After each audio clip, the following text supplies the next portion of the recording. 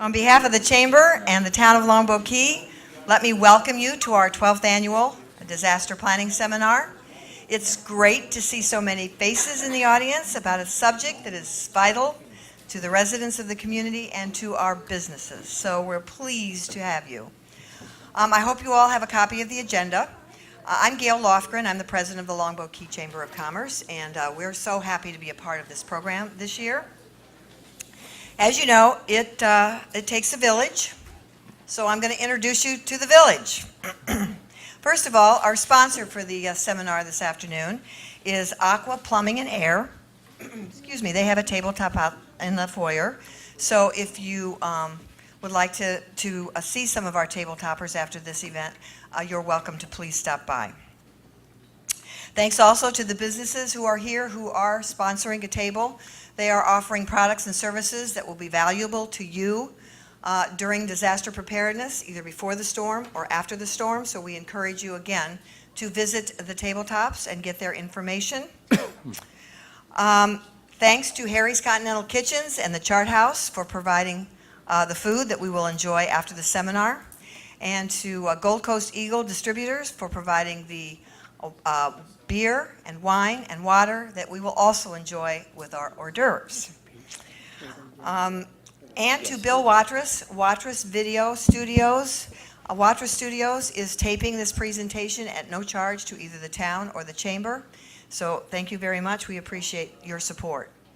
We have a lot of good people in the community who are willing to do things for us that allow us to do other things and put on some great programs.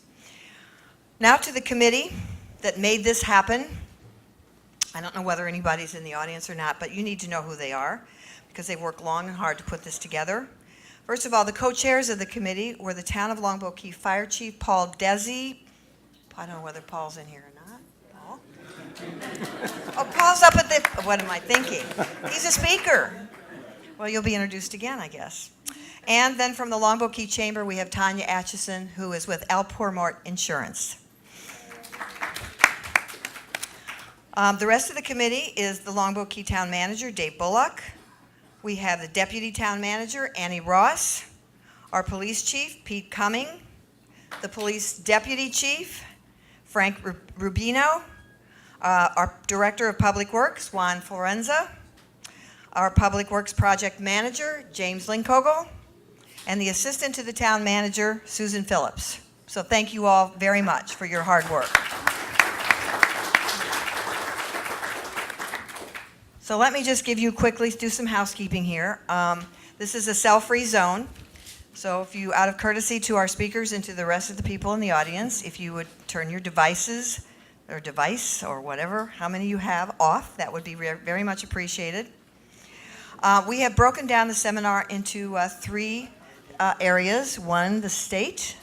Second, the counties, the two counties that we're in. And then third, you'll hear from our local officials.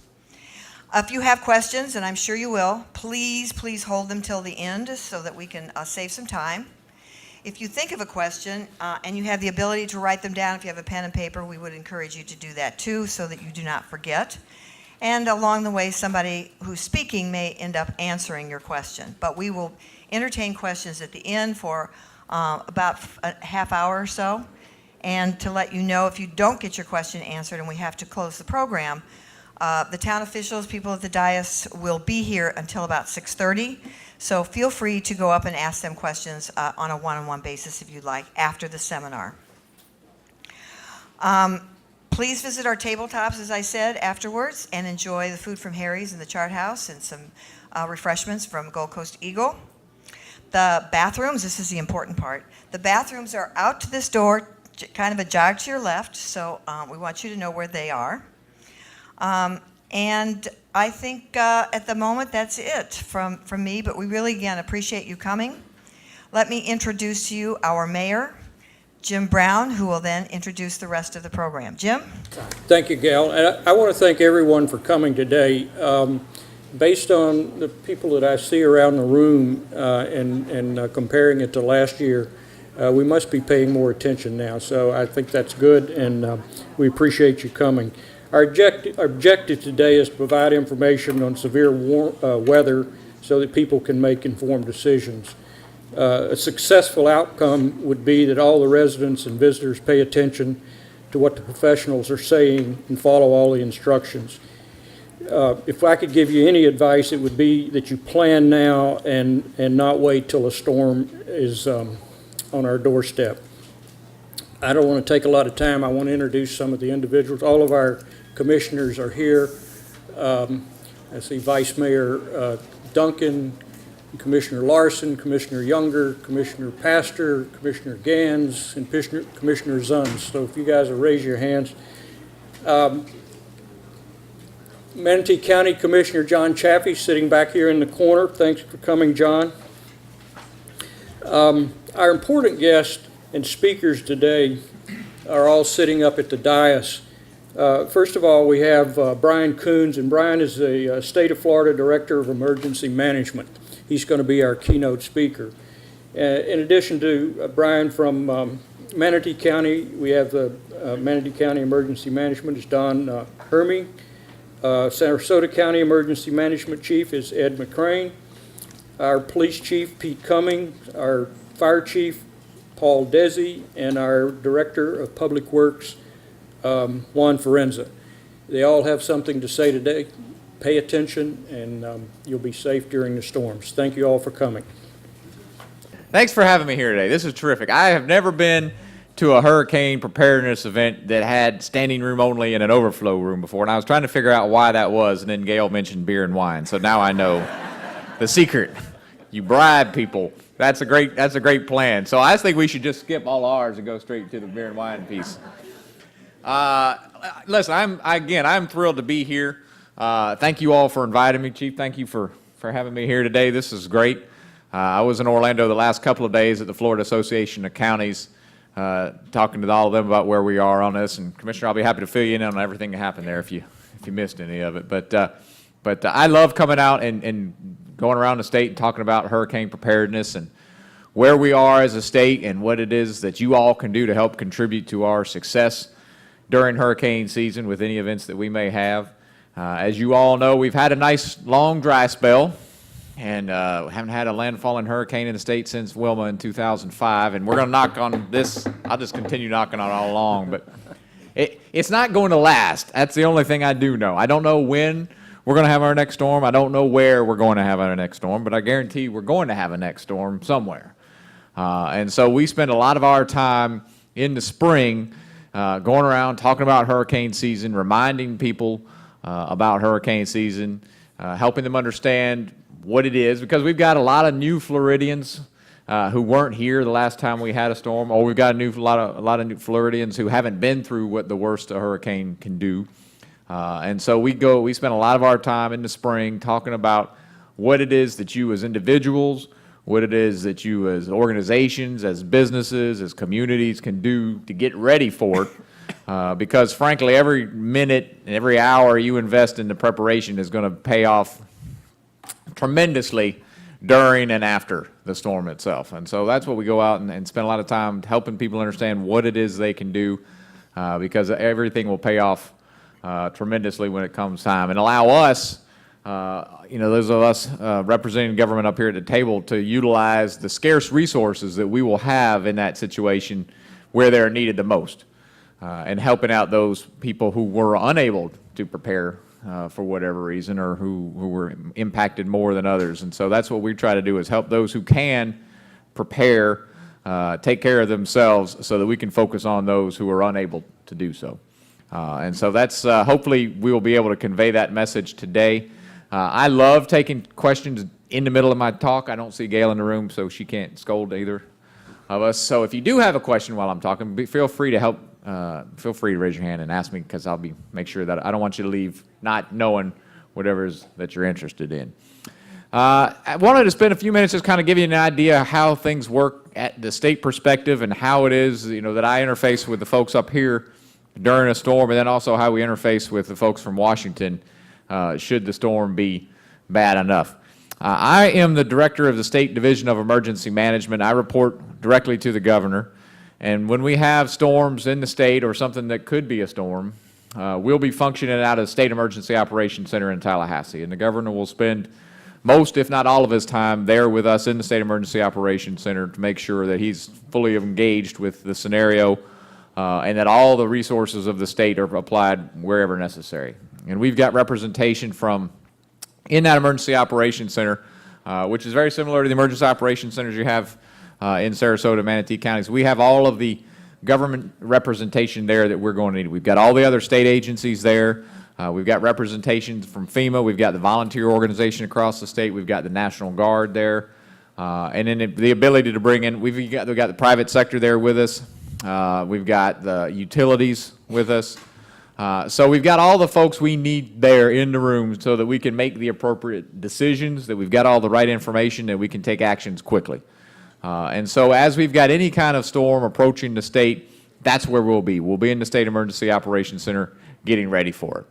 We have 3 meteorologists on our staff in the division who constantly watch the weather. But this time of year, those guys are watching all of the models that come out about the hurricanes and trying to anticipate where they could go and what the impact could be. So we'll be watching storms from their very beginning as they begin to show potential for development. And then we'll be ramping up a number of days ahead of any impact to the state, again, to start coordinating with that. Our primary role at the state is to support everything that's happened here locally. These guys to my left and to my right are going to have operational control of all of the actions that are taking place here. Because, frankly, they've got the assets to do that. They've got the local knowledge to do that. And they have the authority to do that. My job is, if they have any shortfalls, that I support them in that. And then I help coordinate the bigger picture issues. Obviously, if there's a storm coming this direction and there's some kind of evacuation, it's going to be a multiple county evacuation. So I'm working with these guys to help coordinate that piece of it so that we can stage it appropriately and make sure that everybody gets out in an expeditious manner, that we don't tie up the roads too much, that we've got enough gas on the interstate and turnpikes and those kinds of things. But it's these guys that have the operational control and are advising you on what's best, what are the best actions for you to take at that point. Again, because they've got the best knowledge about how things are going to impact here. In addition to all of the reports from the National Hurricane Center, they'll be working with the local National Weather Service office to understand exactly what the situation is going to look like in every county, every town, every village. One of the things that you may have, assuming you have a storm impact this area, is you may evacuate this island, this key here. And again, those messages are going to come from these guys on either side of me. It can come from the governor. He has that power to do so, but it's a power that's rarely, if ever, used. Because frankly, again, it should not come from the state, it should come from the locals. In many situations, in your situation, it's going to be fairly obvious if you need to evacuate. Anytime you can drive down the road and see ocean on both sides of you, and there's a hurricane coming, it's probably a good idea to get out of Dodge. Some of you may question, well, my house is very well built, I live on the 5th floor, those kinds of things.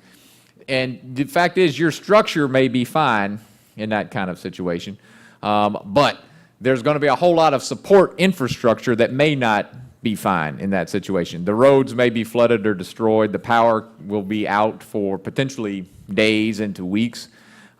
Fuel supply will be short or non-existent. Communications infrastructure may be gone. The ability for anybody to come and support you should you have some kind of medical or other incident may not exist. The businesses may not be able to continue to open. So even though the structure that you occupy may be fine, everything that will support you in the aftermath of that storm may not be fine. And so, again, I urge you all to listen to what these guys say. Should you have an evacuation, there's a lot of pieces of intelligence to go into making that decision. They'll be looking at the road infrastructure. They'll be looking at the potential impact of the storm. They'll be looking at the storm surge that you may have here and how high that's going to be. They'll be looking at the amount of rainfall. They'll be looking at what the surrounding communities and counties are doing as well, the availability of shelters. So there's a whole lot of intelligence that goes in to making that decision. It's not a decision or an order that is done lightly by any means. I help support them from the state level. We do hurricane evacuation studies. where we take a look at populations around the state.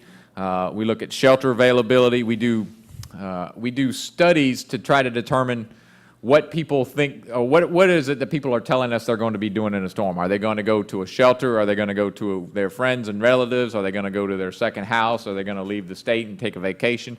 And that's what we use to try to determine what the shelter needs are for the state, as well as what the clearance times are going to be. Obviously, there's time, in order to get everybody to a safe time before the winds start, you've got to back it out 24, 48, 72 hours. In some parts of Florida, it's got to we have to back it out 96 hours to make sure that when you put that many people on the road, towing their boat on with only roads, maybe one or two roads out of an area, we've got to really work several days ahead to do that evacuation order. We help support that by doing these studies and continually looking at the infrastructure that supports that. So there will be occasions when the in fact, almost every occasion, frankly, when an evacuation order is given, particularly for those who are the closest to the ocean or the lowest line, that evacuation order could come several days ahead of that storm impacting the state.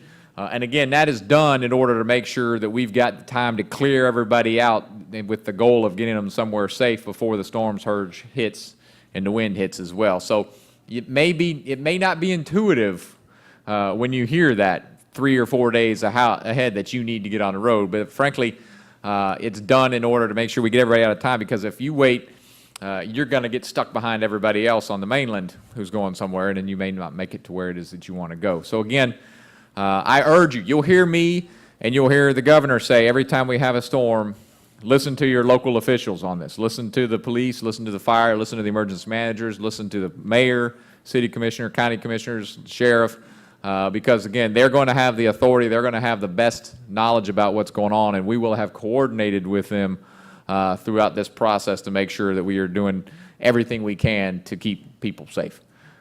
So hopefully I've made that clear, and if not, I'm happy to address anything else you got on that piece of it. So back to the role of the state. As the storm is coming in, one of the things that you'll probably hear, and this is an issue that is confusing to a lot of folks, including me before I had this job, is the difference between a state of emergency and a presidentially declared disaster. And just so I can make sure everybody understands it clearly, the governor has the ability to, just as your locals do in the communities, to declare a state of emergency. Your local community has that ability, the county has that ability, and the state has that ability as well. So oftentimes, we'll be following the example of your local governments and declaring a state of emergency for the state. That allows the governor some extra authorities that he would not normally have in the absence of that state of emergency. It allows us to do some contracting issues much more quickly than we in the past. It frees up some spending authority. He typically delegates to me the ability to order any state agency to do whatever's necessary in that case. So in that case, I really get free reign to tell Department of Transportation, I need you to do this, and Department of Management Services, I need you to do this, and National Guard, I need you to do that, those kind of things. So a lot of times you will hear that the governor has declared a state of emergency. That's why that's done. That's to expedite the process of government. At that point, we certainly don't want to be bogged down in normal governmental processes. A state of emergency brings with it no money, however. There's no extra monies that flow into the state. There's no extra monies in the state budget to deal with those kind of things. It's merely as an expeditious process. The presidential declaration is the one that you will hear that provides federal money for assistance in the aftermath of a disaster. And there's two types of that. There's an individual assistance that goes to individuals who have been impacted to try to help them get their lives back to normal. And then there's public assistance, which helps the government and other agencies rebuild in the aftermath. So if your roads are destroyed, your bridges are destroyed, your wastewater treatment plants, your parks, to help pay for the overtime that the emergency responders had to utilize, that's where that public assistance come in. And so a presidential declaration helps bring in FEMA and some of the federal dollars that go along with that as well. And you will see us talking about that. Sometimes that happens ahead of a hurricane, and sometimes it happens afterwards. Sometimes you get it ahead of a hurricane if it's a particularly large storm and we know that we're going to be expending millions of dollars in the evacuation and sheltering process, if we know that there's going to be significant impact from that, you can get that declaration ahead of time. Often, however, it's going to come in the aftermath of an event, and it could happen very quickly, or it could take a few days. It's really a numbers-based decision. A state has to meet a certain amount of dollar impact based on the per capita residents of the state, and the counties have to meet a per capita as well. And so sometimes you'll have those storms, like we recently had in Pensacola. At the end of April, we had that flood up in Pensacola y'all saw that hit about 2 feet of rain in a day, less than a day, washed out a whole bunch of roads and other things. We got a presidential declaration for that, but that's one of those instances where we got to kind of go through and add up the numbers and make sure that we hit the state threshold and get that. So we did in that case. Anytime you have a hurricane, and most of the times you have a tropical storm, you'll get those in the state as well. So again, just want to kind of clarify the difference between state of emergency and a presidential declaration of disaster. A couple of things I want to touch base on this morning. You will see the National Hurricane Center, which is a component of National Weather Service based down in Miami, is a fantastic partner to me and Don and Ed. We spend lots of time talking to those folks down there. Dr. Rick Knabb is the head of the National Hurricane Center. Some of you all may remember him. He was on the Weather Channel for a while before he took that job. Every year, they do a really good job at improving how they do forecasting and how it is that they help get that message out to the public, to help them understand hurricanes and their impacts. And year after year, they make tremendous improvement on the forecasting of the track of that hurricane. Every year, that cone of error kind of gives you an idea of how far off they may be with that storm is going to go. Every year, that cone gets smaller and smaller because they're getting better and better at telling you where that hurricane is going to go. Now, meteorologists may not tell you whether it's going to rain this afternoon or not, but they can give you a pretty good idea of where the hurricane is going to go at this point. And every year, they get better and better at that. What they're not quite nailed down yet is how strong it's going to be. They still haven't made, in the last 20 years, there haven't been significant improvements in determining the intensity of that hurricane. And as you all have seen before in the Gulf Coast, there's occasions when a storm will rapidly strengthen or rapidly diminish, and they are not yet able to tie that down and really be able to forecast that with the ability and the accuracy that they like. Now, I say that because a couple of things. One, there is in the Gulf Coast the opportunity for a storm to go from nothing to tropical storm to Category 1 or Category 2 or Category 3 very rapidly. The Gulf is pretty shallow. The water's very warm. The situations oftentimes in August, September, October are perfect for storms to rapidly intensify. So you may see a storm impacting you in this area that yesterday we didn't think was going to be much, that all of a sudden tomorrow that's going to be a very bad storm. And so you may see us have to do things like that because of those kinds of things. The other side, we may occasionally see a storm diminish rapidly. We may see a Cat 4 or Cat 5 in the Gulf that ends up being a Cat 2 or Cat 1 when it makes landfall. That's good news, generally. But we've got to really, and oftentimes when we are making decisions based on the potential impact of a Category hurricane 1 stronger than it's actually forecast to be. So if this Hurricane Center tells us that it's going to be a Cat 2 hurricane hitting here, we take actions as if it's going to be a Cat 3 hurricane, because the fact is we know that the forecasting for intensity is not yet where we would like it to be someday. And so we're erring on the side of caution when it comes to that piece of it. The other thing that is related to that is storm surge. Storm surge is what you saw during Hurricane Sandy that drives a wall of water into the New York City area. Storm surge is what happened during Hurricane Katrina when you push water all the way inland to Interstate 10 in Mississippi and Louisiana. Storm surge is the issue you're going to have here as well. Again, because of Gulf of Mexico, because of the way it's designed, you could have a lot of water coming at you. And storm surge is based on a couple of things: the size of the hurricane and the intensity of the hurricane. However, there are times when the storm surge is going to be stronger than the winds would indicate, and there are times when the storm surge is going to be less than the wind would indicate. Charlie was an example of that. Very strong, powerful windstorm, but because it was tight and compact, did not generate a tremendous amount of storm surge. But there could be a situation where we see a storm in the Gulf that's been a Cat 4, Cat 5 for a couple of days and generated such a push of water that even if it starts to die down and comes ashore as a Cat 1 or Cat 2 hurricane with lesser wind impacts, you still could have the storm surge that would be normally associated with a Cat 3 or Cat 4 hurricane. And so that's one of the things that we'll continually be talking about, and the Hurricane Center is improving as well, is that ability to communicate to you all what's going to happen. Because right now, there's too much of an association between wind speed and storm surge. And they're starting to take those two things apart at the Hurricane Center. So you'll hear more of us talking about here's what the wind impact's going to be, and here's what the water impact's going to be. Because, as you know, and oftentimes in this business, we'll say, hide from the wind, run from the water. I have no doubt that many of the buildings in this community can withstand a pretty large-scale wind impact. However, nobody is going to withstand 30 feet of water coming through here. And that's really what we want to do, is make sure people understand what the impacts from storm surge could be. So this year, the National Hurricane Center is issuing a new a storm surge graphic, which is designed to help people understand what that water level could look like in their community. On an experimental basis, they call it. It's still going out to the general public. That just allows them to receive feedback and tweak it.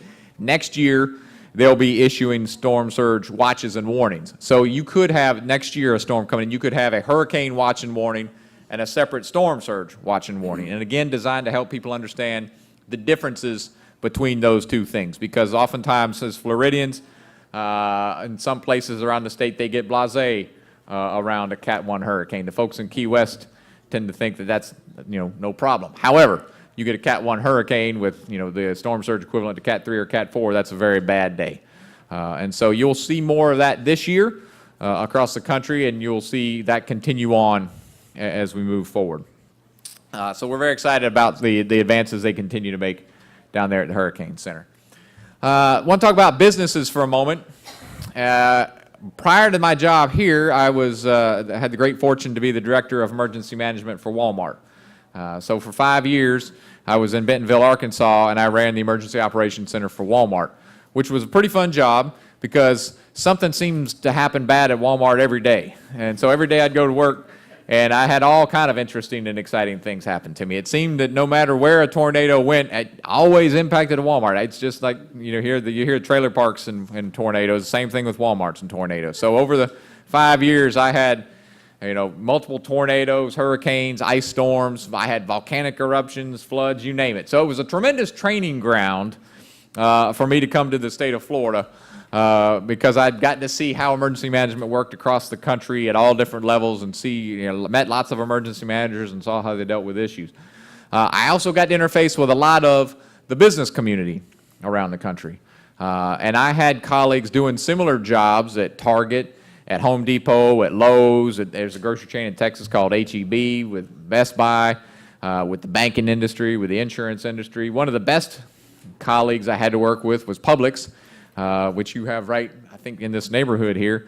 They're a tremendous company when it comes to dealing with disasters. They know that in Florida, they could be potentially impacted, and so they've done everything they can to get ready for hurricane season. I don't know about this store in particular, but the majority of them around the state have fixed generators in place.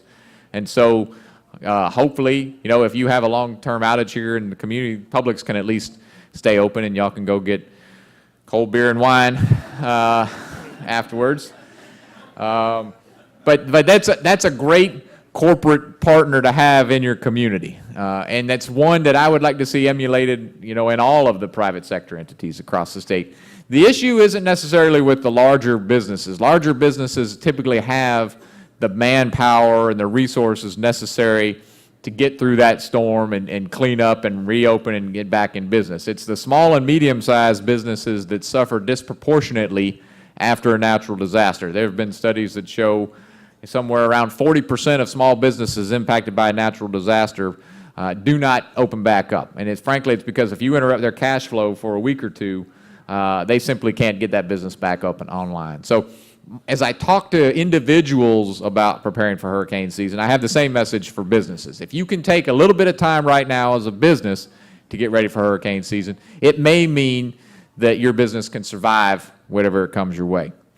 And that includes the same kind of things. I make sure that you've got a plan, that your employees know how you'll communicate with them and what it is that you expect of them so that they can work with their families and so that you have employees there, that you understand the physical structure of your building, if you own it, what you're going to do, if you have a landlord, how it is that you're going to communicate with them, how you are going to operate if you have disruptions to your power or to your communications, that you've got the appropriate level of insurance, not just for the physical building or the contents of your building, but business interruption insurance as well, because it doesn't matter if you've managed to keep the lights on and everything's fine, if you don't have any customers coming through for a couple of weeks, you might as well be shut down. So business interruption insurance is something that we encourage folks to consider as well. So think about what could happen to your business or to others in the community as well. It may not impact your business, but if you're reliant upon a supplier or two,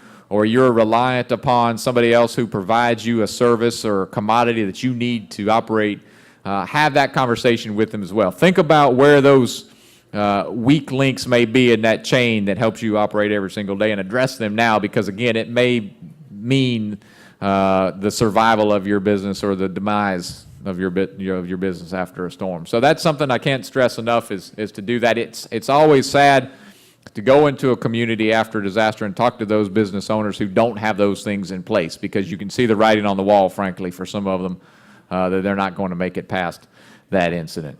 I talked about insurance there a little bit. I talk about flood insurance a lot across the state. Now, here, I don't know that it's necessarily a price. If you can see the water, generally residents have a pretty good idea of their flood insurance needs. So I haven't seen a map or seen a figure, but I've got a pretty good idea that most of you here in this community have heard of flood insurance and then probably talked to your insurance agent, or for some of you had your financial planner talk to your insurance agent, or whatever the case may be, and you've got the appropriate level of coverage. That's great. Now's a good time of year just to make sure that that has happened and that you've got that, because over time, as things change, you just want to make sure you've got that right level of coverage. That's not always the case everywhere I go. And again, in that Pensacola flooding, you see far too many instances where people did not have the appropriate level or any flood insurance. And if you don't have flood insurance, your homeowner's insurance is not going to cover flooding. And the assistance that you may get from FEMA or other agencies is not going to be anywhere close to what you need to get your life back in order. Flood insurance will cover, the flood insurance from the federal government, from the National Flood Insurance Program, will cover up to $250,000 of the structure and $100,000 of contents, and then you can work with private insurance markets to cover beyond that if you want. If you don't have flood insurance and your home is impacted, as we saw in Pensacola and elsewhere, the maximum grant, the very maximum that FEMA can give you is about $30,000, and the average is around $5,000. And so it's barely going to cover you drying out your carpet and replacing some of the drywall in there. So I always encourage people to take a look at flood insurance, make sure you've got the appropriate level of coverage, talk to your insurance agent, make sure that you're in the right place for that. And so, again, a great time for doing that as well. And then finally, I'll wrap up because I want to hear from these guys as well, too.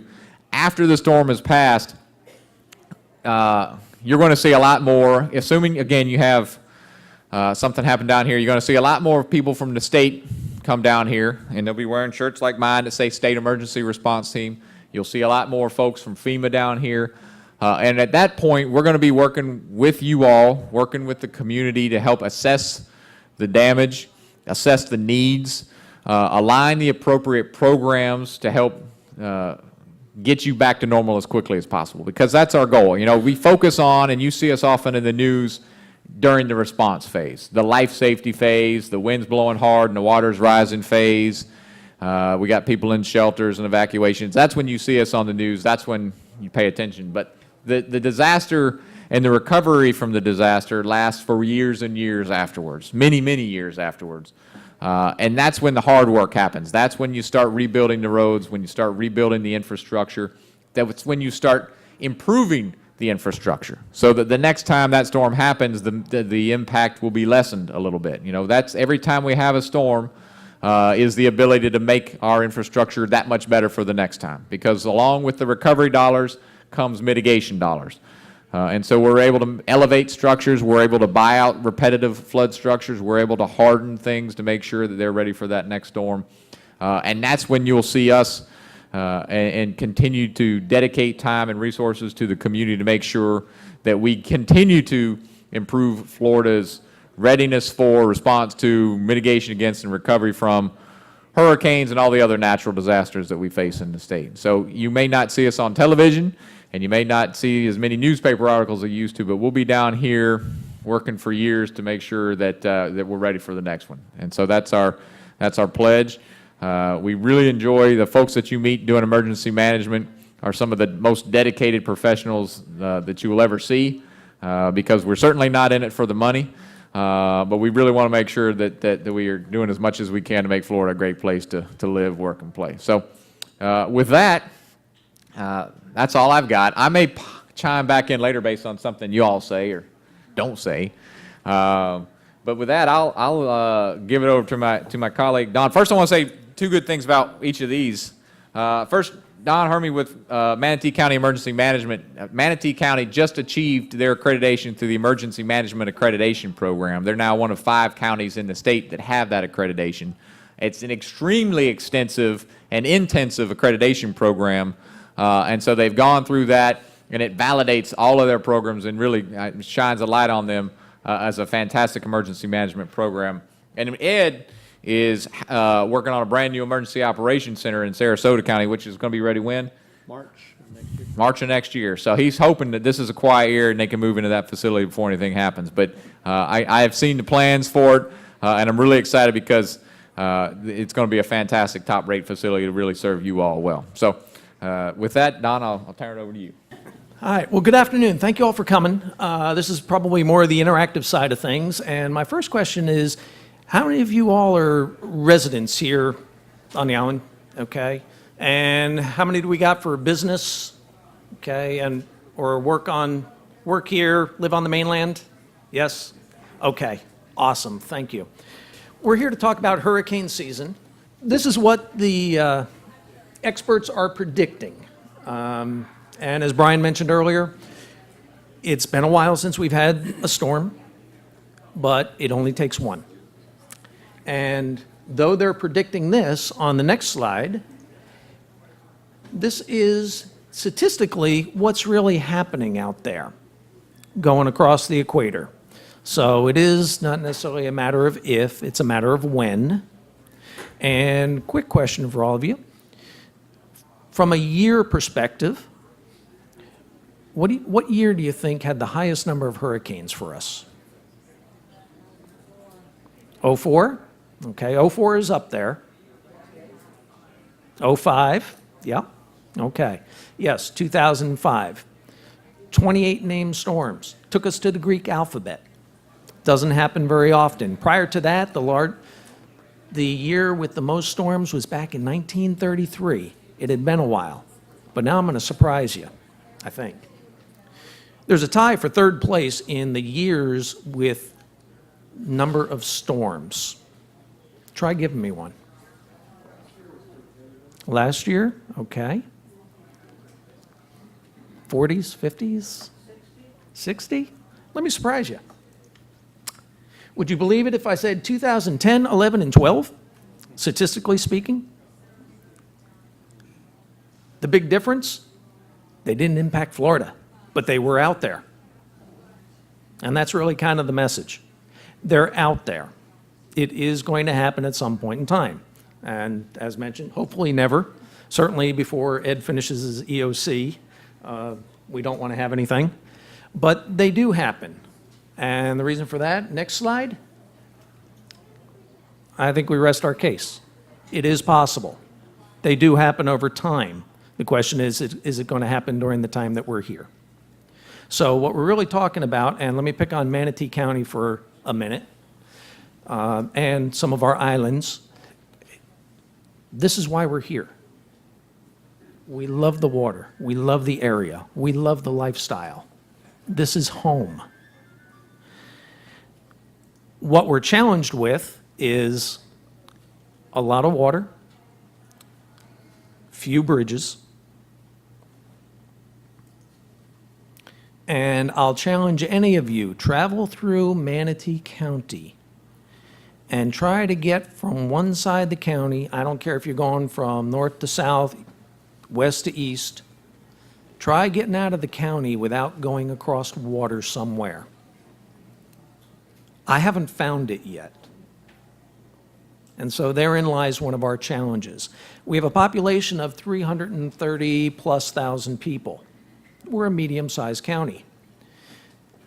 Based on where we live, the islands, the low-lying areas, when we do evacuations, we front-end load, if you will, because we need the manufactured mobile home parks to also evacuate the low-lying areas, et cetera.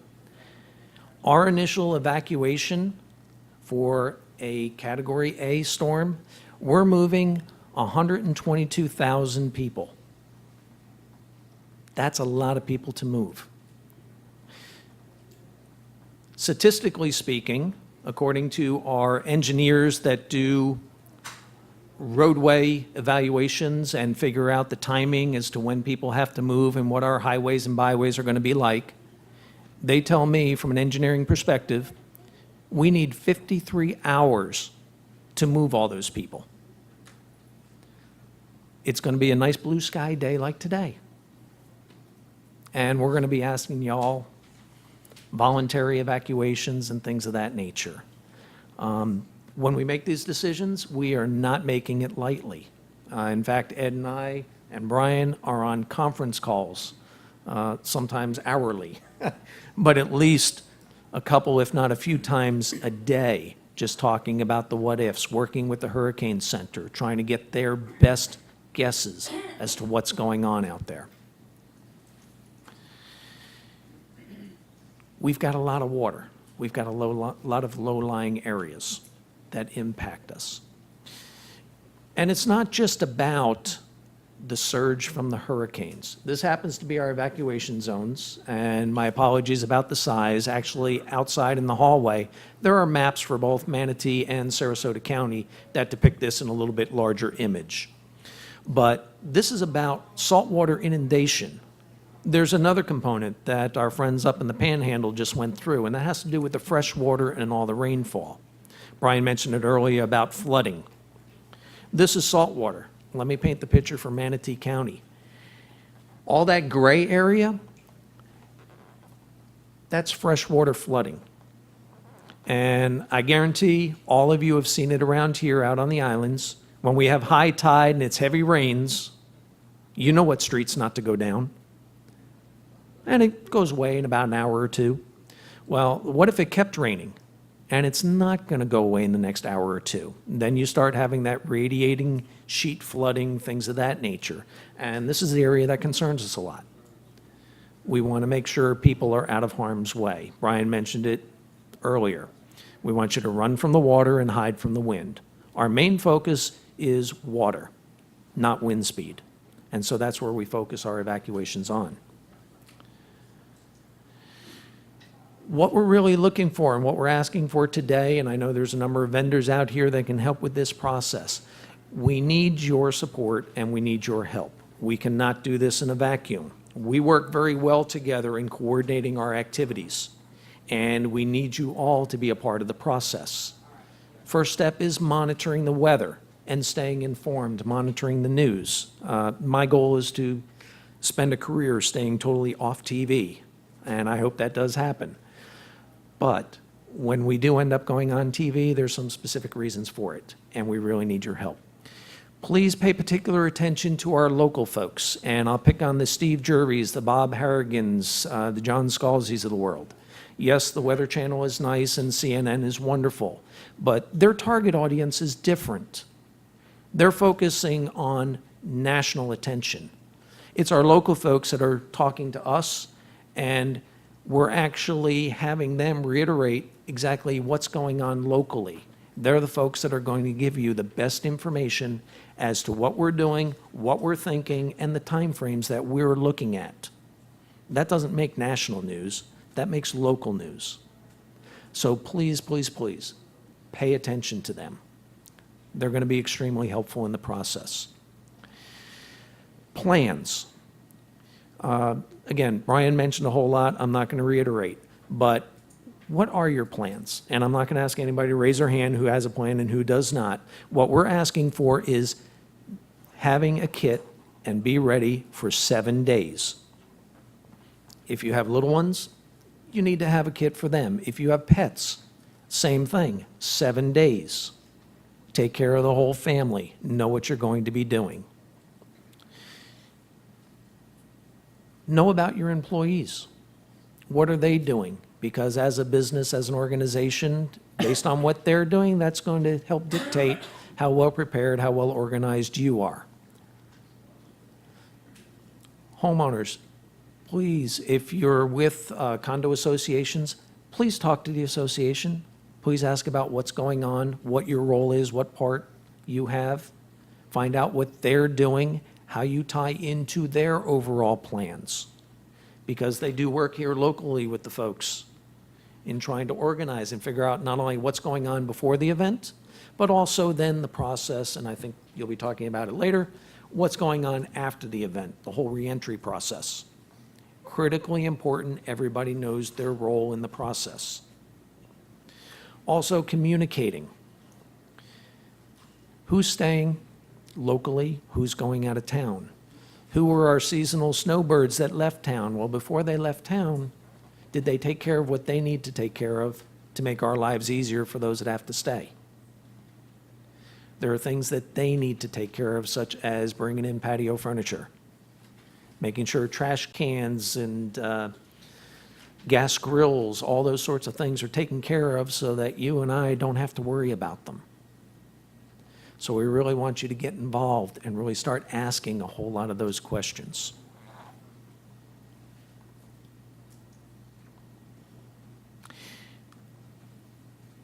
Please stay informed. And I know Ed's going to be sharing his websites as well. There's a lot of good information out there that we're sharing on preparedness that covers everything from how to build a kit to evaluating insurance, important papers. For those of you that keep things in banks, well, banks do a wonderful job of keeping people out.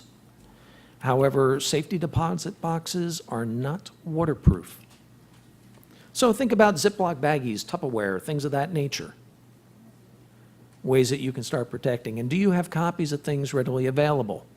You don't need your entire insurance policy, but certainly knowing what your deductibles are, how to get a hold of your carrier, your local agent, things of that nature. The kit does not have to be large. It just needs to be compact, and you need to think through now what exactly you personally need and want to have as compared to worrying about it. When we start saying there's an event out there, we now have a name of something, start beginning to think, because I'll guarantee you, you're going to forget something if you haven't thought through it in advance. So take the time now while things are nice and quiet. Think through the process. Cross the T's, dot the I's from your vantage point. Take a look at all the different websites. The state of Florida has a great website, floridadisaster.org. There's a wealth of information out there, readily available. Please make use of it.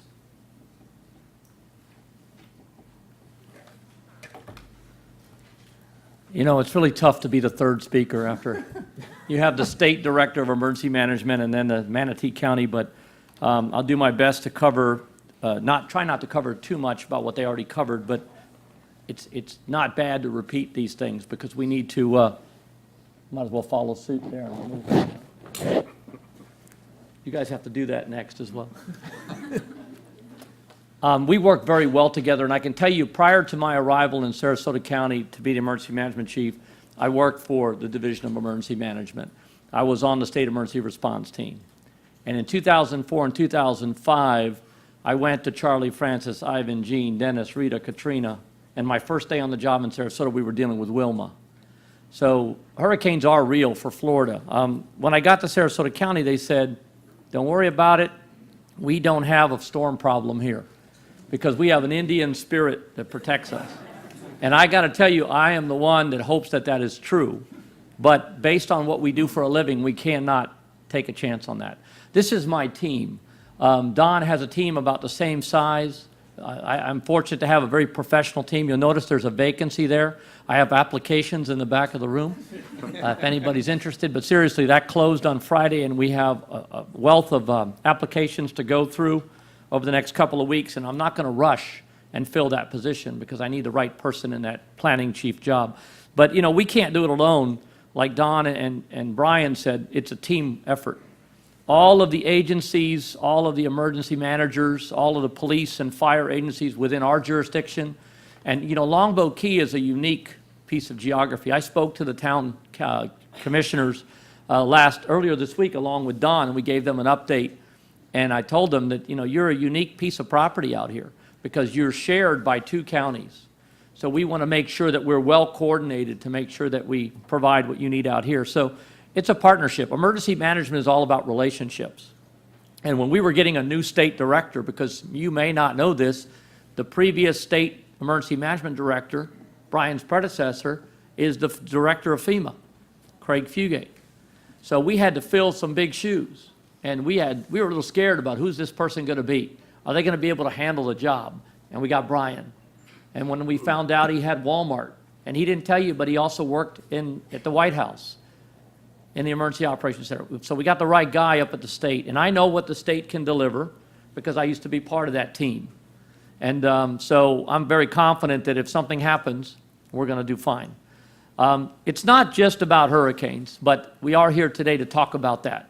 It's called Comprehensive Emergency Management Planning. We have to deal with floods and fires and this thing called terrorism, which has kind of been quiet for a while, but based on what's happening in the world, don't be surprised if you see something like that again.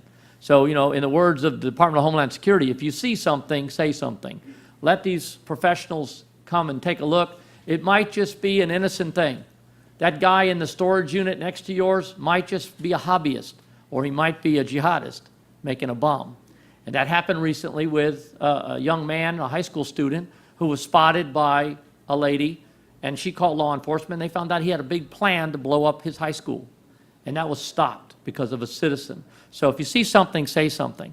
Let us send the professionals in to do the work. Is it stuck? Okay.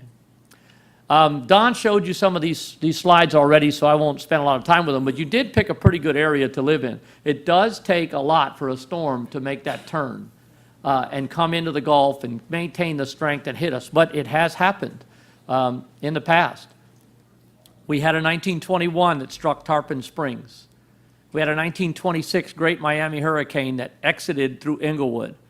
And there's a lot of history in the 30s and 40s that specifically talks about storms in Longboat Key and what it did to this area, but not very many people lived here. This was the Sarasota Bayfront in 1921, right after that storm. We used to have these fishing piers that had railroad tracks that went out to them, and they send out ice and take fish to market. Well, those were completely destroyed. So that was useless to rebuild, so a lot of developers came in, and we went from a fishing village to an arts and culture and tourism community. So sometimes hurricanes do good things, I guess, too. The 40s, big-time storms in Florida.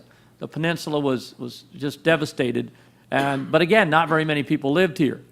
1960, some people that I talked to still remember Donna. Donna came through. I remember Donna. And my wife's named Donna, so I remember Donna, too. But, and she was born that year. So Hurricane Donna was an inland storm that kind of went up the entire central part of Florida and then made a turn to the northeast after it passed us. And I found records of winds of 110, 120 miles per hour. So Donna was a big windstorm. Then we had a quiet period in the 60s, except for this storm here named Alma. And this picture here is City Island over there by Moat Marine.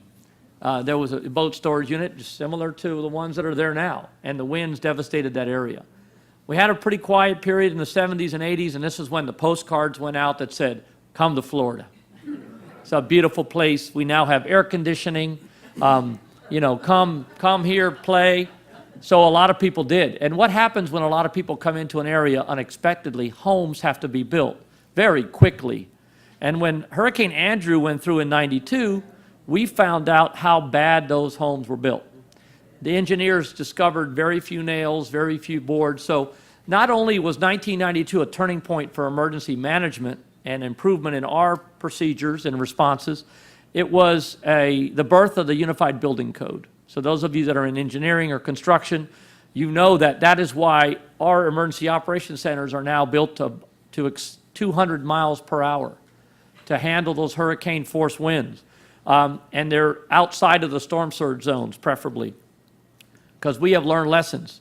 This is the 04 and 05 season that many of us remember. This was my awakening into emergency management. I had just retired from the Army in 2003 after 22 years, went into emergency management with the state, started meeting emergency managers. I said, you know what, in about 10 to 15 years, I could probably be an emergency management director.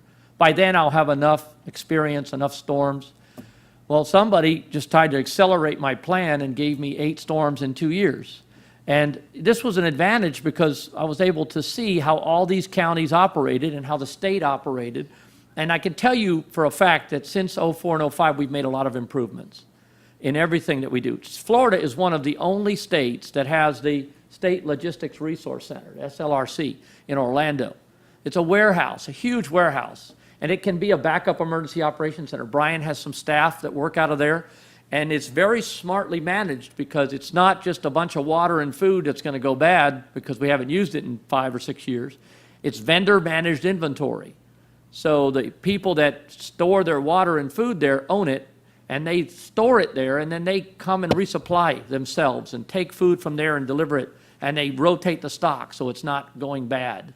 Because I can tell you after 05, the Sarasota County had purchased 10 trucks of water for Wilma.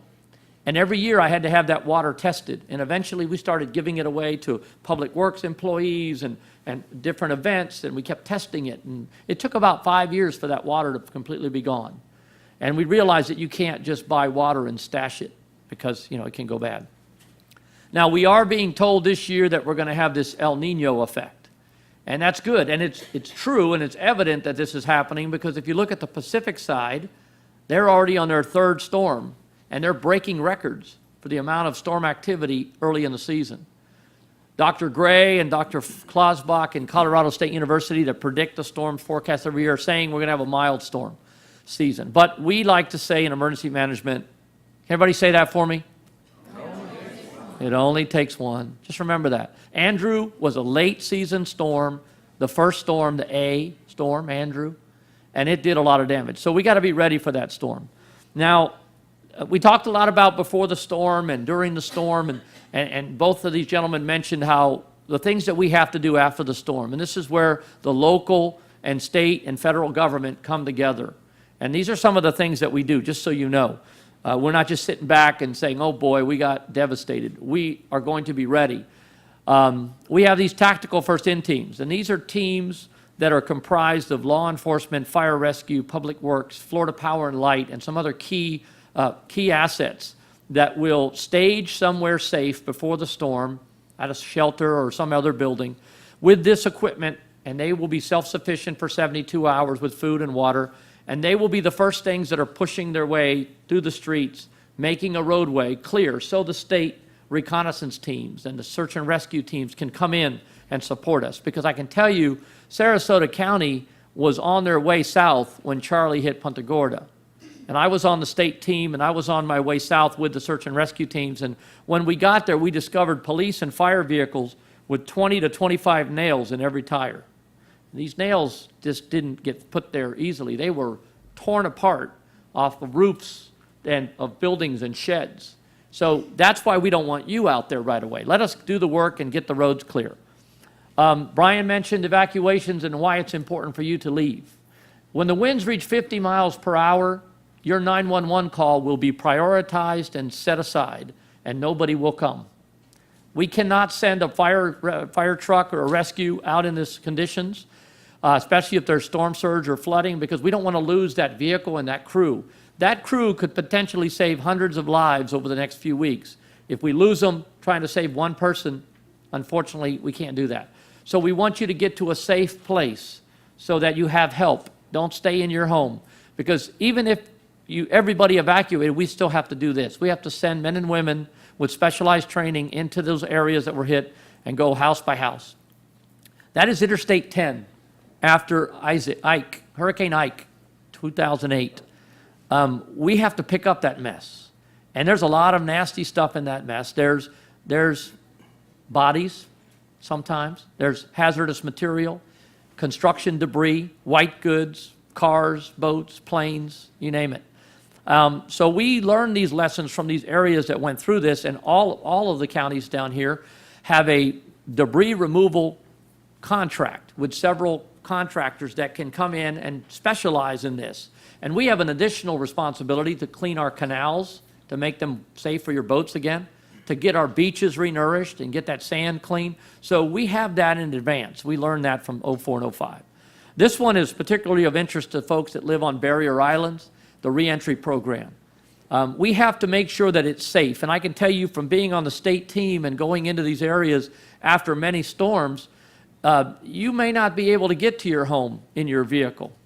We might have to take you over there on a ferry boat or a barge if the bridges, and all of the bridges that we have, not all of them will survive. So you may be taking a boat ride to see your home, and you may have to get on a four-wheel drive or a six-wheel drive vehicle that will take you to see your house, make some pictures, take some assessments, and then leave before dark. And that's called a look and leave program. Or we might be able to clean it up quickly and let you get back. But we're going to make sure through our reentry program that only residents and business owners and those that have a reason to come back will be able to come back.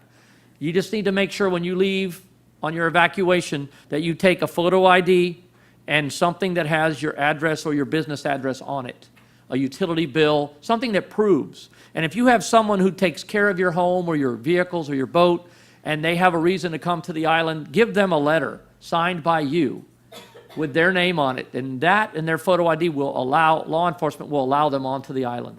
We're going to try to minimize looting. We're going to try to minimize traffic. You know, we've caught some people in the past when we've evacuated, the stories that I've heard. You know, it's great that our helicopters have infrared and thermal imaging, and these guys think that they're in the dark and they're going across the canal in a canoe and they're going to steal your stuff. We're going to catch them, but we have to minimize the amount of people.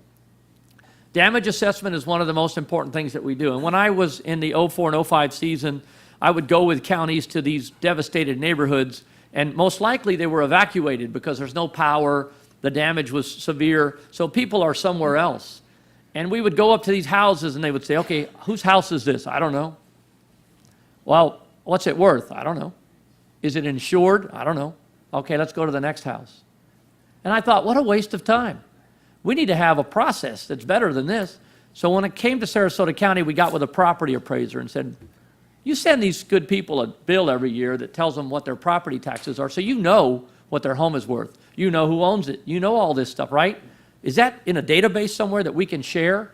They said, yeah, sure. I said, well, we also have this damage assessment software called ARM360. We put these two things together.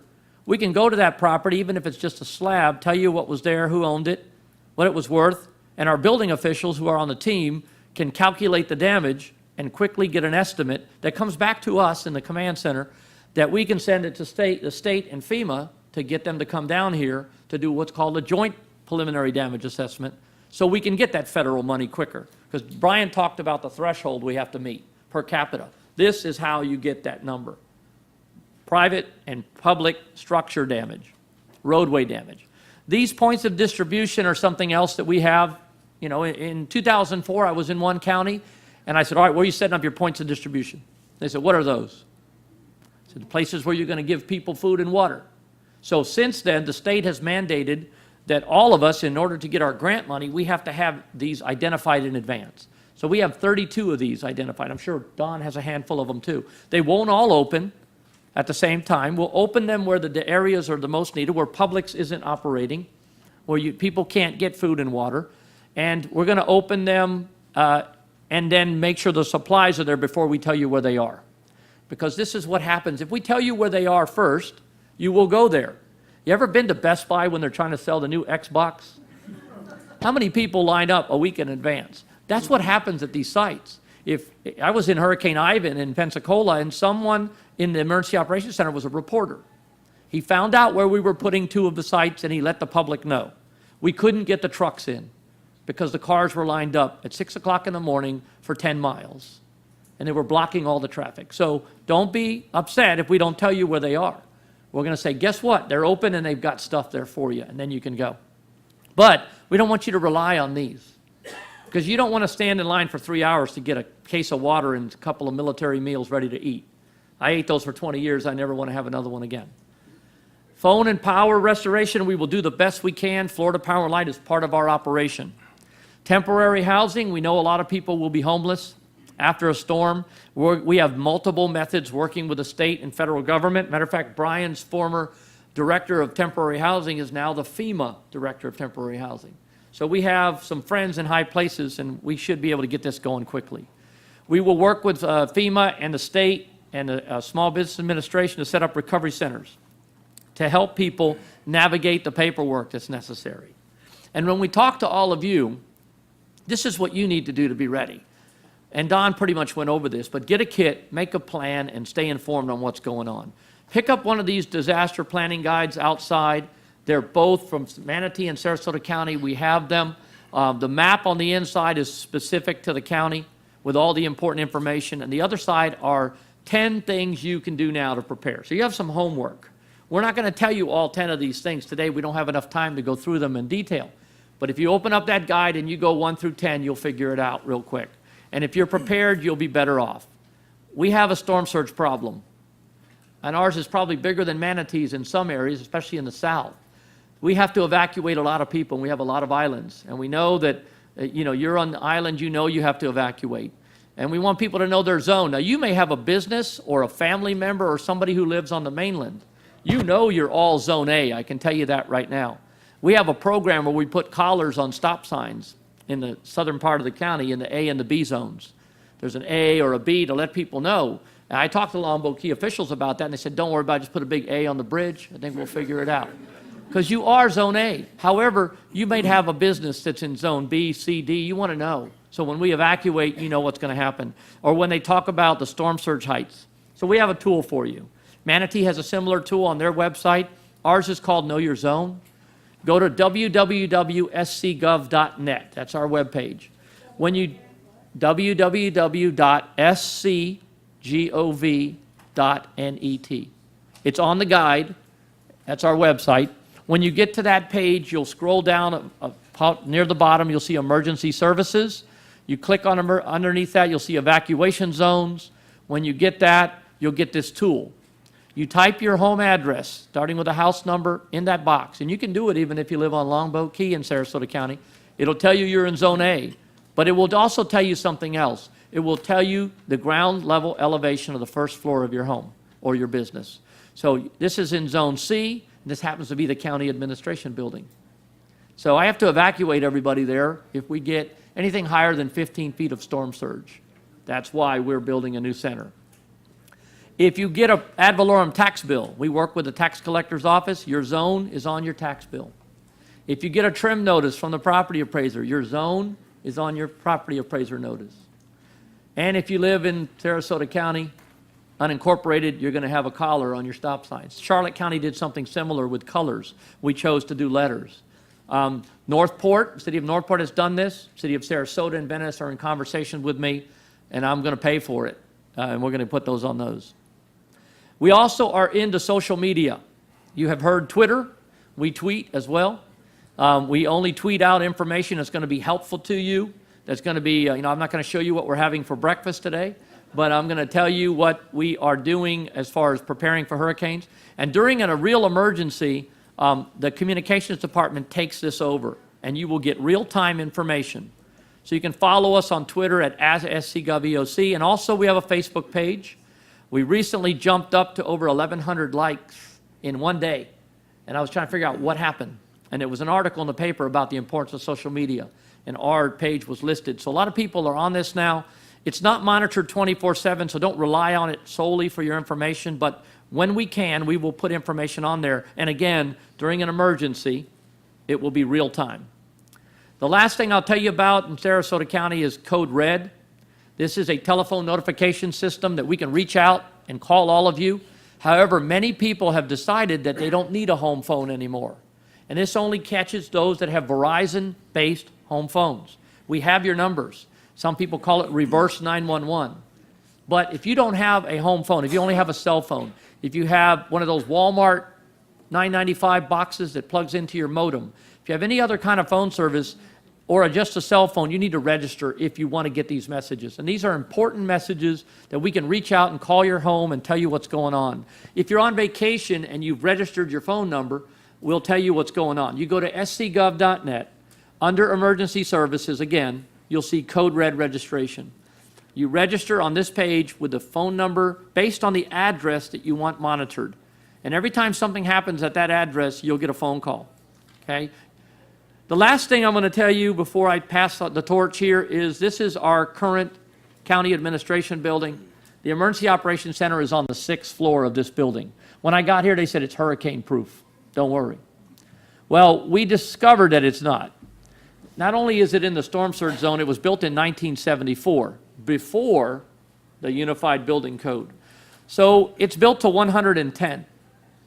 And the fact that the first floor is at 13 feet above sea level, and I'm a half a mile from Sarasota Bay, with my experience with the state in Hurricane Katrina and a few other places that had 27 to 30 feet of storm surge, I figured out we probably can't stay here. So we go to an elementary school, we have been since 2007, that we converted into an emergency operations center. You wouldn't know what to go in there, but we can pull a ceiling tile out and drop cables down. We have a 911 switch. We practice every year. This year we tested it and everything works. But we can't continue to go there. So this is our concept of our 256 mile per hour emergency operations center, 2 stories tall, 44,000 square feet, 911, Sarasota County Contact Center and Emergency Operations, 2 1250 kW generators, water, sewer, self-sufficient, redundant. It's sitting right there just south of, or I'm sorry, just east of Cattleman Road, where Cattleman and Bay Vista meet Packing House Road by the bus transfer station near the History Center. We had to build our own retention lake so we don't flood out, but it's going to be a state-of-the-art facility. And it's coming out of the ground. So if you're going south on I-75 and you look off to the right, you'll see it just past the Fruitville exit near the little chopped-off antenna. And soon you'll see a 250-foot radio antenna right next to this building. So we're looking forward to moving into it so we don't have to go to the elementary school, because that's a temporary fix. And if you want to see it live, go to our website at scgov.net. There's a live construction camera that you can view what's going on there. You can also watch a time-lapse video of the walls going up. And that concludes me, and I'll be glad to take questions at the end. And I guess we're passing the torch now to Pete Cumming, Police Chief. Thanks, Ed. I want to talk to you all just a little bit about how to get home after the storm. One of the most important things that you're going to want to think about prior to evacuation, and Ed touched on it just a little bit regarding re-entry coming back, and that is you're going to want to have with you identification that's going to connect you with the address that you are trying to get back to. We prefer a photo ID like a driver's license, but really anything that attaches you, such as a phone bill, electric bill, renter agreement, anything that puts an address and a name together that we can get you back home quicker than we would otherwise. The reentry process that we've worked on here on Longboat, along with the 2 counties, because we are separated and there are 2 entrances essentially to the island through the other counties, is a tiered approach. We've got a 3-tiered approach that'll get you back home at the right time when it's safe. The first tier that we've established here, and I'm going to get brief with these and give you just an overview. Outside of the door here, we have pamphlets that I would love you to take and pass out to anybody else on the island that's going to need to know this information. And of course, our website will give you more information in depth as well. The first tier that we're going to be dealing with, and that is the first group of people that we're going to be letting back on the island, are your federal, state, and town employees that are essentially going to be here to restore critical services and render the island safe for the next group of people that we'll let back on. And that would ultimately be the second tier, which are going to be your food services, your health care, your Publixes, and things like that that are going to help us reestablish a place for people to come home to. And then after that, the general public will be allowed into Tier 3. While this sounds like it's going to happen quickly, based on what I've just said, we don't have any idea at this point what we'll be dealing with. So having dealt with a number of these hurricanes as my colleagues have, we've all learned along the way that sometimes the best plans don't always unfold the way we want them to. We're going to ask you to be patient with us, but help yourselves and help us help you by doing the right things, bringing the identifications with you, being patient, allowing us to clear you when it's time, not before it's time, because it could be dangerous. Once we reach a place where you can go back on the island, whichever tier you fall into, we're going to put a decal inside your windshield of the vehicle that you're going to be using to come back and forth. Once we've cleared you, we've established you belong here, we will put a decal there so subsequent entries are going to go smoothly. You probably won't be stopped at all, you'll be waved on. But if you are, it'll just be a brief encounter and we'll let you pass. I know that my colleagues here, Chief Desi and Director Florenzo, will talk about what you may expect also as far as what the island may be like at that point. I will tell you that, having been through this before, it may take a while. We won't know until the storm hits. What about boat access? I'm sorry? Boat access. On and off the island from well, we're going to be monitoring traffic on and off, and we're going to be trying to limit those that don't belong here. We're going to have people in the water, we're going to have people on the beaches, we're going to set up a perimeter around the island, so we will be able to monitor that as well. And if I can add to that, the Fish and Wildlife has a team called the Recon, and they are deployed by the state to the areas that are most severely impacted to augment the marine forces, the boat forces that we have. They'll come down with their boats, their ATVs, and they will provide that support as long as we need it. We just have to request it. Chief? I will turn this over to, oh, I'm sorry. What tier are the condo managers? The condo managers will be allowed on Tier 2, and we've essentially established that criteria already. A lot of this information will be transmitted at the time of the storm and maintaining communication between the condo management and the public safety director. There's no registration. We'll do it at the time. Yes, ma'am. What about the letters that we have from the police department? They will be fine to have also. They will help you expedite that. Okay, my turn. How many of you are scared? Well, just put yourself in the position of a person who is unable to walk, unable to see, who's bedridden, and that's the fire department's responsibility here. And I'm going to talk to you today about the PSN program. It's the persons with special needs. We have people here on the island that do not have ways out without the help of the paramedics and the fire department. Those people need to register. You know, that changes annually. So if you know somebody who's in their home or in their condo that needs the assistance of the fire department to get to a shelter, you need to let us know that.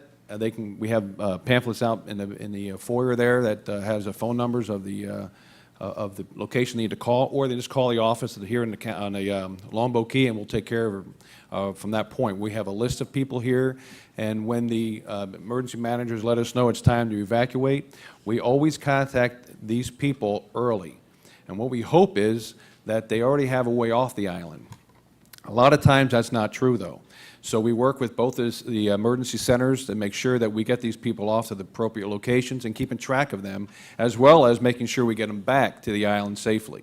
So if you know somebody, please make sure you make contact with the fire department here in Longboat Key, so we'll be able to go ahead and help them out. The other thing that Chief McCrane was talking about was Code Red. Out in the foyer, we have Susan Phillips. She'll be able to register you for Code Red. We have her Code Red here as well as Longboat. It's on our website, and she'll show you that. We also have e-notifications, so where any time that she updates the website of what's going on here on the Key, it'll automatically be sent off to you guys. So a lot of people say, well, when did the firemen leave the island? When do the police officers leave the island? Well, what I'll tell you is, if the fire truck's in front of you going over the bridge, you're too late getting off the island, okay? You need to be in front of the trucks. So keep that in mind as you think through your plan. Don't let the truck be in front of you. So what we're all up here trying to tell everybody is you need a plan, okay? I can tell you when I worked for Sarasota County, I was working with Ed in the EOC, and the dispatcher came over and said, we have a caller on the line that wants to talk to you. So we went over and we picked up the phone, and it was a lady who lived on the south end of Siesta Key. And she says, I'm ready. And I says, you ready for what? She says, I'm waiting for you guys to pick me up. I'm now, everything's boxed up in the house, I'm ready to be picked up. Well, like Ed said, at 50 miles an hour, we're not going out. And we've already made contact on foot in that area to let the people know, and they chose not to leave. The hardest thing to do is tell somebody, we're not going to come get you right now. So it can happen out here, and there's people here that are probably sitting out there, they're saying, I'm not leaving. But I'm telling you, inside the EOCs, and these guys have said it, the decisions are made, and they're not made easily. So we'd ask you to just work with us. If we tell you to get off the island, you need to get off the island. We don't stay on the island. The fire department's not going to stay. The North Fire Station, those guys are moved to Blake Hospital, Blake Trauma Center. The South Fire Station's taken over the fire station across from Sarasota Memorial Hospital. And all 33 members of our department are called back. All 3 shifts are working together and are assigned to the assignments through the EOC's office. So again, plan with us and work with us, and we'll be able to be safe out here. Yes, ma'am.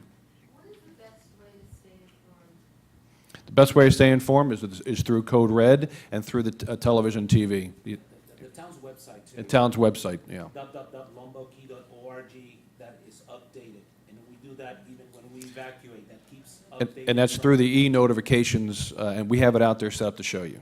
Yes, ma'am. In an evacuation from the island, how far inland do we go? Can I stay at one of the nicer motels on 41? Ed, what do you think? Yes, you can, as long as the hotel you want to go to is not in an evacuation zone.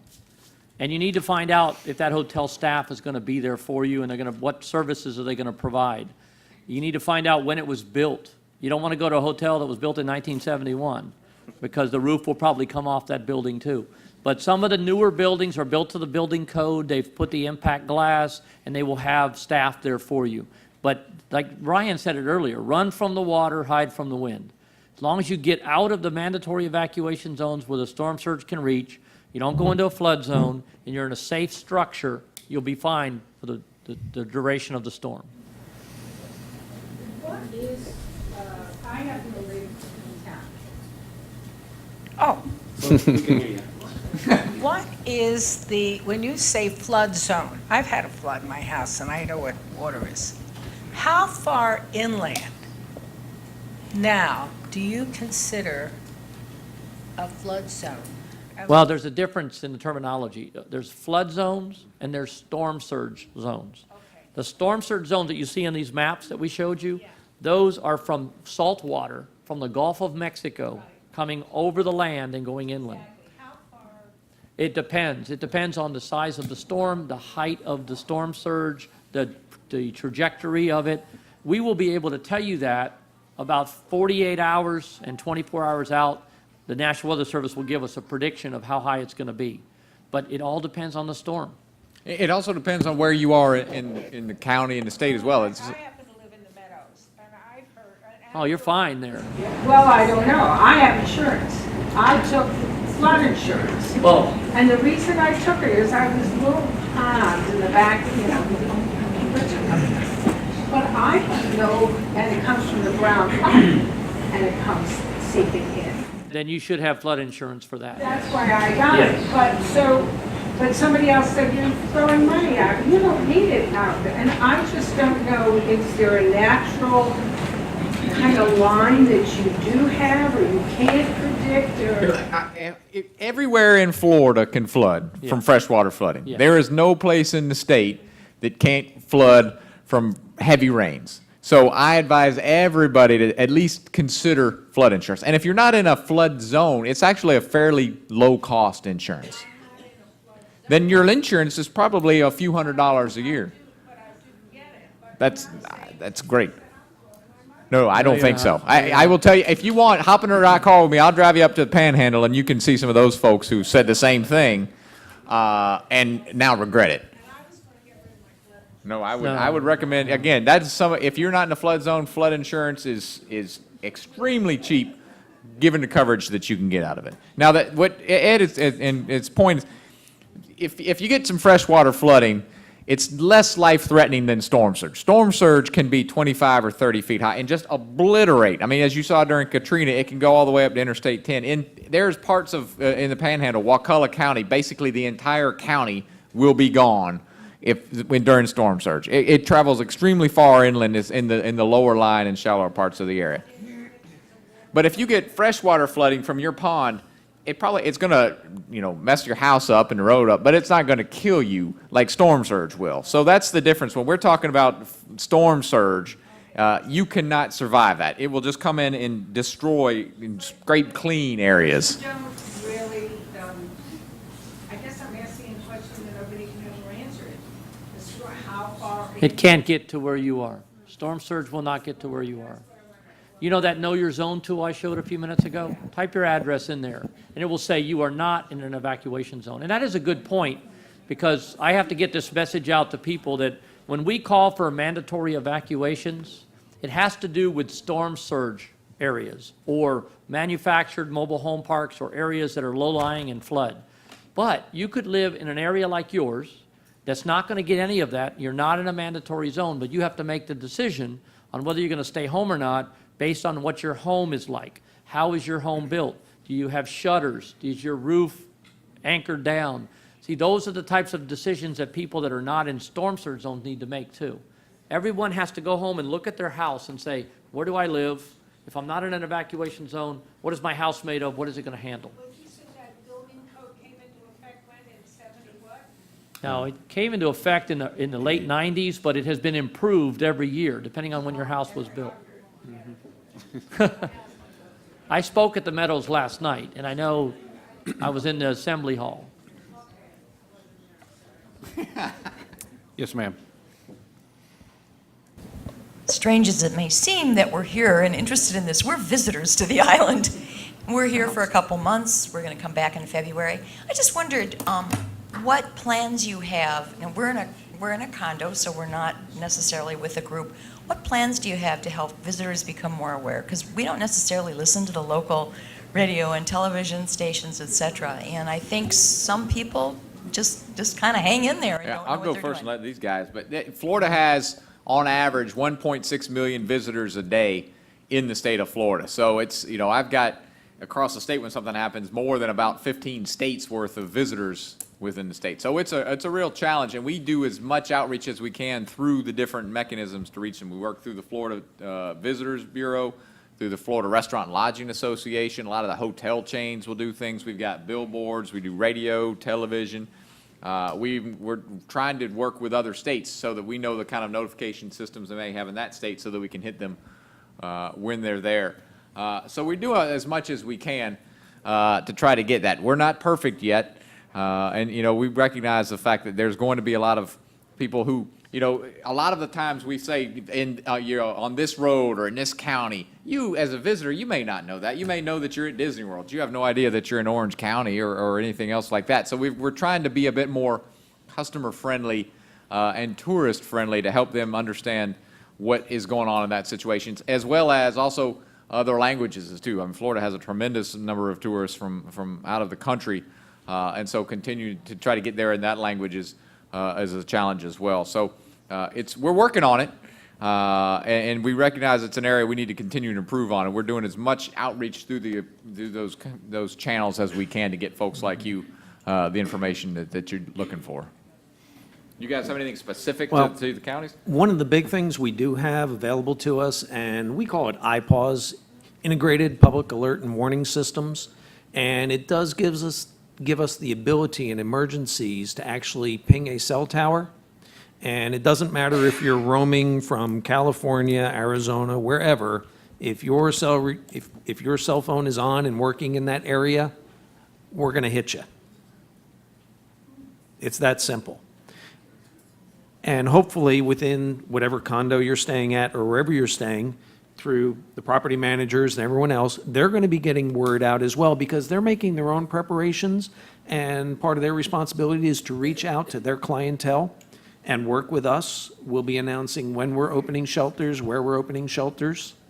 And we also have what we call an intelligent traffic management system, where we start synchronizing lights that support evacuations down the main thoroughfares to our shelter locations. And it's going to be done seamlessly. You're not going to see a lot of officers standing on the street corner flipping switches anymore. It's all done behind the scenes via computer at a main facility with the cameras that are up on top of those lights. Now, they're not red light cameras. They're just cameras to watch the traffic flow so they can start making adjustments for ensuring that the traffic is moving and not bottlenecking. So if our cell phones are on, so it's wise not to turn your phone, sometimes you think, oh, get rid of all the, say, the battery, say, with this, in an emergency, you're saying, keep your cell phone working. Keep it charged and To keep it, so you get, and you will be ringing us, is that how that's gonna happen? we have that ability to send out a message, yes. Yes. And also, speaking of notification stuff, weather radios, most definitely. I had someone actually ask me once, why doesn't it have an on and off button? It's not supposed to. It needs to be on, plugged in, ready to go. Is there a listing of emergency shelters? There is. In the hurricane guides for both counties, there's a listing of where all the shelters are, but that doesn't necessarily mean they're all going to be open. So you need to listen to the local weather. A Category 1 storm, we'll be opening a few shelters. A Category 5 storm will be opening many. And also depends, is the storm coming to us? Is it south of us? We're looking at where the storm is potentially going, and are we going to be opening up shelters because we're hosting people that have to get out, or because we need to open up because we need risk shelters? Okay, we're going to go, we have one more speaker here, and I'd like to... Yeah. He's hanging Sorry, out. Juan. We're going to have, this is Juan Florenza, he's the Director of Public Works. I'll be quick, so there's some questions at the end for everyone, and if we cannot finish here the questions, we'll be mingling around at the end. Can everyone hear me okay? All right. So my job as Public Works Director is to make sure, after the storm, to try to get most of the debris that will be laying on the roadways. Now picture this, it's a big storm coming, say it's gonna hit the Tampa Bay area. So we're in that dreaded right-hand quadrant of the hurricane, right? How the winds go counterclockwise. So that 15 foot of surge, picture this, almost to the ceiling of salt water coming this way. So that's gonna bring all that beautiful white sand in our beaches. It's gonna deposit it right on Gulf of Mexico Drive, along with everyone's cars and gas grills and LP tanks and all that stuff. That's gonna go end up into Sarasota, then the search retreats. So all that stuff comes back up, boats, all that will be sitting on Gulf of Mexico Drive. Our job is, with our pre-positioned debris removal contractors, is to do what is called the first push. That allows the emergency responders to come in here and make sure this place is safe, and to make sure that we have a police and fire presence in here. That takes a while. That first push, all it does, it pushes most of that debris to the side of the road. There'll be no parking along GMD. So if you live in a condominium and you think you can get to your condo, you might not be able to get there because the entrance to your condo, if it's a long entrance, will be blocked by all this debris. And on top of that, you will not be able to park on GMD because most of this material will be on the side of the road. That's what probably sometimes it takes so much time to allow you guys to come back. The second thing that I'm responsible for is to ensure that the town's utility system is working. We will not be turning the water off to get you to evacuate, but eventually, depending on the storm, the first tree that falls over and the root system takes out the water main that comes down Gulf of Mexico Drive, that's going to be the end of the water service for the town. Even if we restore water service after you come back or after the storm, the sewer system has to work. What happened in Punta Gorda after Charlie in Charlotte County. They got the water service restored. The pump stations that pump the sewer were not restored in time. So people came in, they started using water. all that water went down your drain into lift stations, pump stations that were not working because they were damaged, there was not enough power, not enough generators to run them. So they ended up with sewage on the roads. So, and perhaps on the bay. You do not want to be in Longboat Key when that happens. It just doesn't smell good, okay? And if you're in your condo, well, I'm in my condo, no, if you flush, it will not go down. It will come back up, especially if you live in a single-family home, a ground level. You say, well, that's fine, I'm going to stay anyway. I'm on the 5th floor of the Islander condominium or one of these tall buildings here, the Longboat Key Towers, for example. There's going to be no power. So yeah, you have a generator, you're going to run out of fuel. So that generator is just going to run for so long. So then you're on the 5th floor and you need to go down and back up. How many times are you going to do that until you say, someone please come help me? So that's why we want you to evacuate. We also do damage assessment. We help with the police and fire doing that. Also, I've also been asked this all the time. Will FPL turn the power off? No, FPL will not turn power off. However, the first branch, palm front that shorts out those lines, then your power's off. But they will not turn the switch off just to get you guys to leave, okay? Power.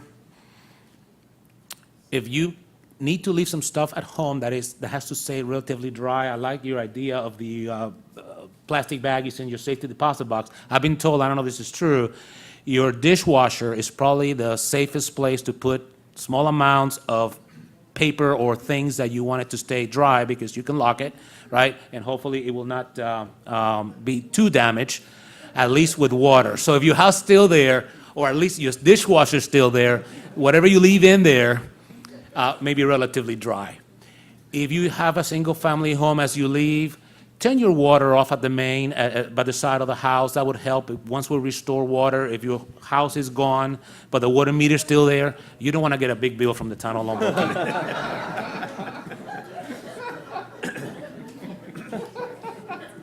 We love your money, but not that way. You'll have enough expenditures as it is.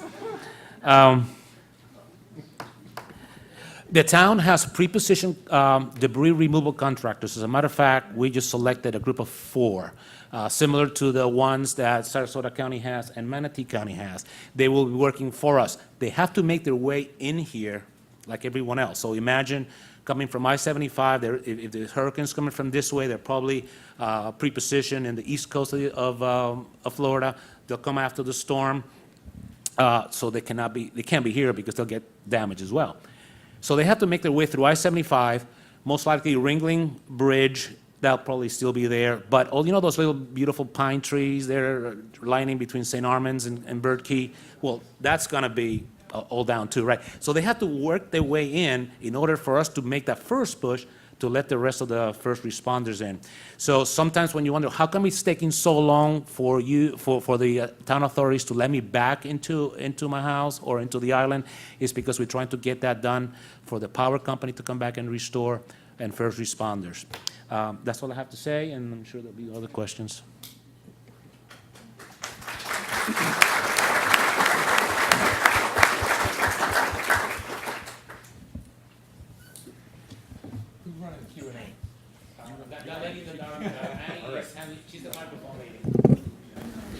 Can you tell me, are we allowed to take animals to the shelters? Take what? Animals. Animals, Yes. Pets?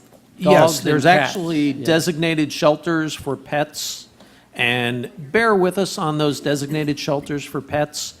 Not all shelters are pet-friendly, not because we don't like pets, but remember, there's a lot of your friends and neighbors that may have allergies to dander, things of that nature.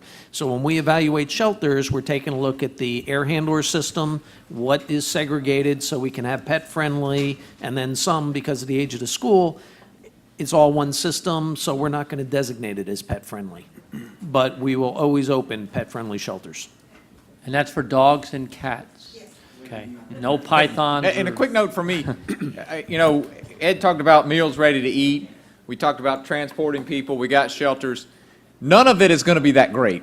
The food's going to not be good. The beds aren't going to be comfortable. The ride's not going to be very good. So anything you can do to avoid relying upon the government to house you or feed you or give you water or give you a ride, the better off you're going to be. If you can go and stay at a nice hotel, that's great. That's going to be your best option. So everything you're going to do to avoid relying on us for those kind of services, there are going to be plenty of people who are reliant upon us and who have no other choice.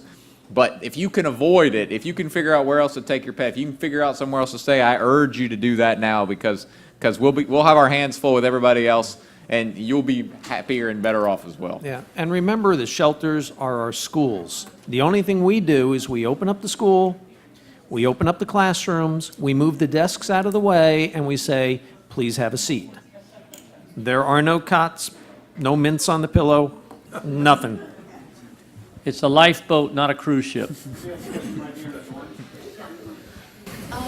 I know that the focus of our conversation is hurricane preparedness, but I've noticed. Can't hear you. Hold it closer. I've noticed recently that the rate, the occurrence and intensity of flash floods is increasing, like what happened in Tampa about a month ago, and that can cause terrible devastation. And I'm wondering if there is a way to prepare for that, or if there's a way we should be thinking about responding to those types of situations as well, as they are increasing. I'll go first and I'll give it to you guys again. Okay. We, in emergency management, especially in Florida, tend to use hurricanes as the medium to talk about preparedness because everybody pays attention to it. It's got a defined season. It gets people excited. There's lots of news coverage. But frankly, you could replace hurricanes with what we're talking about and put most natural disasters in there. Because really, we want you to be prepared for all of the things that Ed had on his slides up there, including flooding. In Florida, the last 4 presidential declarations we've had for disasters, 2 of them were tropical storms, but they were all flooding related. And so flooding, many of the same precautions that we urge for hurricanes are going to be the exact same things. You have those preparations in advance so that you can have food and water, and you've got a plan of where you're going to go and how you're going to communicate. In addition, you also want to be aware of what your local flooding impact could be. What does it know what it looks like during a heavy rainstorm, and then think about what it would look like in an extremely heavy rainstorm, and take a look at the flood zone maps there and those kinds of things. So think about what are the precautions you could take at your individual location should you have one of those 8, 10, 12, 24, even 36-inch rainstorms, and what is it that you would do locally to deal with that situation. So many of the same precautions to take take many of the same precautions, but go one step further and understand what that impact could be at your house itself. And do some of the things that you could do there locally. Improve some of your drainage there, change how you store things in your house, perhaps keep a very close eye on the forecast. As the rainfall continues, there are some things you can do in the hours as that progresses to prepare yourself as well. You guys have anything now? Yeah, you can actually go out the Manatee website and you can do a lookup address. We'll not only tell you what surge zone you're in, but we'll also tell you what flood zone you're in if you happen to be in a flood zone, and it can tell you whether you're in the 25-year flood zone, 100-year flood zone, 500-year. Those are things that you all need to evaluate, and Brian's exactly right. We talk about hurricanes. That's our platform to say get prepared. But think about the state of Florida for a minute. We really need to be talking about, and Ed's slide was perfect, year-round preparedness. Right now we're in hurricane season. Come about February, yeah, this area, Tampa Bay, we're like the lightning capital of the world. And then we get into the dry season where fires are possible. Whatever we prepare now in our hurricane kit works for any of those types of disasters or reasons we may need to leave. All that preparation works. The flash floods, it just seems like you don't have enough time. And then there's the question, do I move, do I stay? It's a different situation for flash floods. Well, what we can tell you is that we're going to be wrapping this up here. We can take your question out there. Just let you know that James here has information on the flood zone and flood insurance. He'll be in this room over here, but we'll get with you right out here when we're all done here. We have a lot of people that are trying to leave, and we just want to try to get with them. So Excuse me. So we'll take your questions out here, but we're going to release everybody who go get some food out here.